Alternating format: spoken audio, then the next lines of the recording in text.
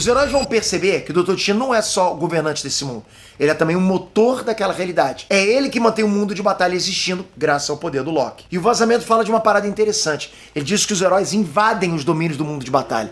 Provavelmente são os heróis que ficaram presos em balsas. É idêntico aos quadrinhos, né? Quando eles chegam nesse mundo, eles se dividem, vão buscar por aliados e por fraquezas também na estrutura do Dr. Destino. Eles descobrem que algumas pessoas estão começando a se lembrar do passado delas.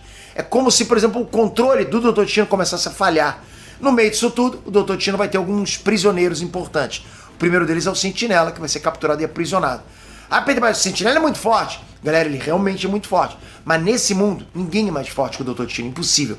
Pelo menos não enquanto ele controlar os poderes de Deus, concorda? Outro prisioneiro que o Dr. Destino tem é o Steve Rogers. Nesse caso, o Destino fez questão de manter as memórias do Steve.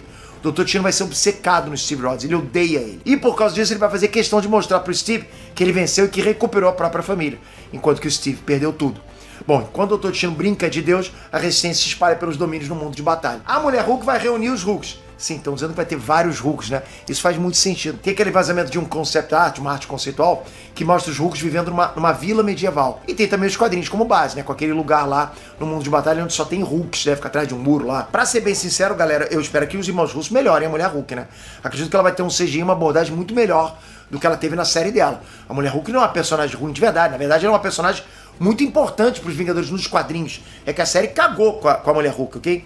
Enfim, vamos continuar com a resistência. Os Jovens Vingadores vão reunir os mutantes, enquanto que o Deadpool vai restaurar as memórias do Thor. E aqui entra a parte do choro. O vazamento não diz, mas eu tenho a impressão que quando o Thor recuperar a memória, ele vai começar a chorar. Talvez ele vai se lembrar da filha ou do próprio Loki morrendo em Doomsday. Não dá pra saber, mas faz sentido o Deadpool ir atrás do Thor, ok? É a cara dele quebrar, né? A quarta parede, tentar resolver esse mistério aí, enquanto seus heróis focam em salvar o mundo. Bom, enquanto isso, o Homem-Aranha do Tom Holland vai reunir a galera de Nova York. E aqui dá pra supor que a gente vai ter várias participações, como por exemplo o Demolidor e os Defensores. E ao mesmo tempo, o Reed vai reunir a galera que restou da Fundação Futuro. Do outro lado, o Homem-Aranha do Tobey Maguire e o Wolverine do Hugh Jackman vão se reunir com o Steve Rogers, né? Ah, Peter, mas ele não tava preso? Sim, ele tava, mas a Helena vai soltar ele. Provavelmente ela também vai se lembrar. E a missão desse trio épico aí, cara, vai ser reencontrar o Loki, porque só ele é capaz de roubar o poder do Dr. Destino. A caçada por Loki. Loki ainda tá vivo, ok? Até porque todo mundo foi restaurado. Mas pelo visto ele não vai ser o Loki de sempre. Eu falei que no mundo de batalha tem vários domínios, várias regiões temáticas, né?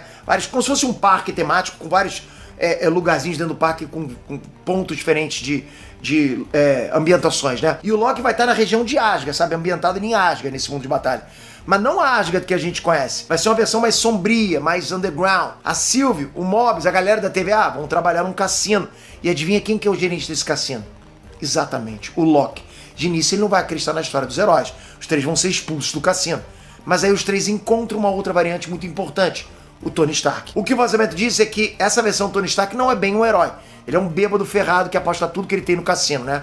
Então eles tentam recrutar ele, mas ele também se recusa. Galera, se isso for real, cara, vai ser muito bom, né? O Tony Stark sempre teve problemas com bebidas nos quadrinhos, né? Principalmente nas antigas. E trazer essa versão dele que perdeu a luta pro demônio interno dele da garrafa, pô, é fanservice pra caramba. Faz sentido isso. A boa notícia é que o trio vai convencer o Tony e ele vai ajudar eles a convencer o Loki também. Com isso, a Resistência vai conseguir reunir o máximo de soldados possíveis para enfrentar o Dr. Destino. E esse plot me lembra um pouquinho a fase do Wolverine em Dinastia M, ok? Nessa história, Wanda criou o próprio mundo onde os mutantes dominam tudo. E nessa história é o Wolverine que se lembra do mundo de antes. E aí sai por aí fazendo as pessoas se lembrarem também. Por isso que eu falei num outro vídeo que Guerra Secreta vai trazer elementos de várias sagas. Mas eu explico isso melhor num vídeo da Wanda que eu tô fazendo. Agora vamos pra luta final de Guerra Secreta. A batalha final. Bom, vamos pra batalha final do filme. A Resistência consegue reunir um exército e eles vão pro castelo do Dr. Destino. E uma das batalhas mais insanas que vai rolar vai ser entre o exército de Thors do Dr. Destino contra o exército de Hulks da Resistência. Imagina uma coisa dessa, cara. Isso é puro cinema. Do outro lado, Sam Wilson, como Capitão América, vai enfrentar o Coven das Bruxas, os Destinobos e o resto da galera do Destino. Ah, Pedro, quem que vai enfrentar o Dr. Destino? Não vai ser só uma pessoa. A gente vai ter o Reed Richards, a Sue Storm, a Helena, o Hulk, a Mulher Hulk, o Steve Rogers, o Homem-Aranha do Tom Holland e também do Tobey Maguire, o Sentinela, o Loki, o Wolverine e o Homem de Ferro. Basicamente os líderes da Resistência, aliados e a galera que estava do lado do Dr. Destino, mas que recuperaram a memória. O resultado é óbvio, o Dr. Destino vai dar uma surra em todo mundo. O vazamento fala que o Reed e a Sue vão tentar convencer o Dr. Destino a abandonar a ideia do mundo de batalha. O argumento deles é que o Destino usou o mundo de batalha para preencher o vazio de ter perdido a família dele. E eles quase conseguem convencer o Dr. Destino, ele até fica pensativo. Mas ele logo recua e ataca os heróis de novo. E galera, tem que ser assim, né? O Dr. Destino em Guerra Secreta de 2015, cara, ele era muito overpower. Mas tipo, muito. Pensa no máximo de poder que já existiu na Marvel. Ele arrancou a coluna do Thanos. Ele matou o Ciclope versão Fênix. Ele enfrentou um Pantera Negra com as joias do infinito. Essa galera do filme é fichinha pra ele. Hulk, Sentinela, nenhum dos dois dá conta do Dr. Destino se amava adaptar o poder dele dos quadrinhos. O poder que ele tinha nos quadrinhos, né? Mas pelo visto ele vai tomar um nerf também, né? Depois que a Sue e o Reed tentam convencer o Destino pela razão, ele ataca os dois. Nessa hora o Homem-Aranha do Tobey Maguire e o Wolverine salvam os dois e seguram o Dr. Destino. Pra quê? Pro Loki poder recuperar os poderes dele. Se o vazamento for real, o Dr. Destino não vai ter o mesmo poder que ele tem nas HQs. Pô, cara, o Homem-Aranha e o Wolverine segurando o Dr. Destino versão God não faz sentido isso pra mim. A única forma de se fazer sentido é se o Dr. Destino não for onipotente. Ele é um humano comum que, através dos poderes do Loki e de muita magia envolvida, ele consegue enfrentar todo mundo. Só que ele tem a fraqueza de ser um humano. Aí sim é possível ele abrir uma brecha e os heróis aproveitarem. Eu não sei se essa ideia é melhor.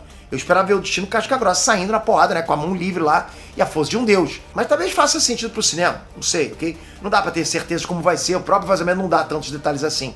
Tanto que depois que o Loki pega os poderes, né? O vazamento só fala que ele vai restaurar o multiverso. Então o vazamento não tem falas, não tem diálogos, detalhes. É tudo muito resumido. Ah, então termina assim? Calma. Vamos pro fim. Não vai ter reboot? Depois que o Loki recupera os poderes, ele se despede de todo mundo, inclusive do Thor. Claro, não dá pra ir embora sem falar tchau pro irmão, lógico, né? O Loki volta pro trono dele e o resto das pessoas são devolvidos pros universos originais delas. É uma parada muito mais simples do que nos quadrinhos. Então os X-Men, o Quarteto Fantástico, Deadpool, Wolverine e Homens-Aranha, todo mundo volta pra casa. Ninguém vai pro universo 616. Esse universo, inclusive, fica do jeito que estava antes. Ah, Pedro, mas e o Steve Rogers? Ó, pelo que deu a entender, ele também volta pro universo dele. Só que pra evitar de ter incursões, a TVA aparece, pega o Steve, pega e o filho deles e levam eles pra um outro universo. Universo onde a versão deles, daquele mundo, morreram. Com isso, eles vivem o resto da vida por lá. Só que antes da TVA ir embora, o Steve pede um favor pra eles. Que favor? Bom, depois de anos, quando o Steve tá velho pra caramba, a TVA volta e leva ele pra Terra 616. Bem na cena do final de Ultimato. Ele entrega o escudo pro Sam e se despede dele e do Bucky, né? Esse era o favor. Em seguida ele volta com a TVA pra realidade, onde ele vive com a Peggy e com o filho dele. Assim eles fecham um ciclo conectando tudo.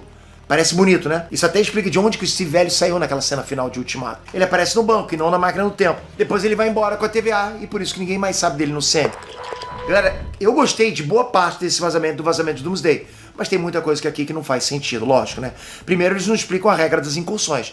O Steve vai para um universo onde não existe uma versão dele, e por isso que ele pode ficar ali sem causar incursões? Ok, então por que ele teria causado incursões enquanto ele vivia na Terra do Quarteto Fantástico? Pô, existe um Steve Rogers naquele universo?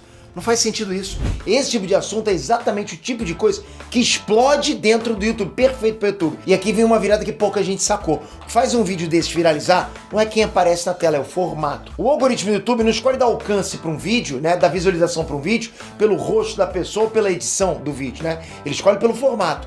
Existem 7 formatos que o YouTube distribui pesado. Por quê? Porque prendem a atenção sozinhos, sem ninguém aparecer. São exatamente os formatos que eu uso nos meus mais 40 canais. E eu fiz o seguinte, juntei todos num guia, passo a passo, com os vídeos reais que viralizaram lá. E já tem gente mandando feedback dizendo que tá vendo o resultado com menos de 30 dias, galera. O valor cheio é R$197, ok? Mas só nesse link que tá aqui embaixo, tá sendo por R$14. Você vai ter acesso a tudo que a gente usa dos nossos mais 40 canais por R$14. É justamente para você ter resultado, para tu espalhar que funcionou.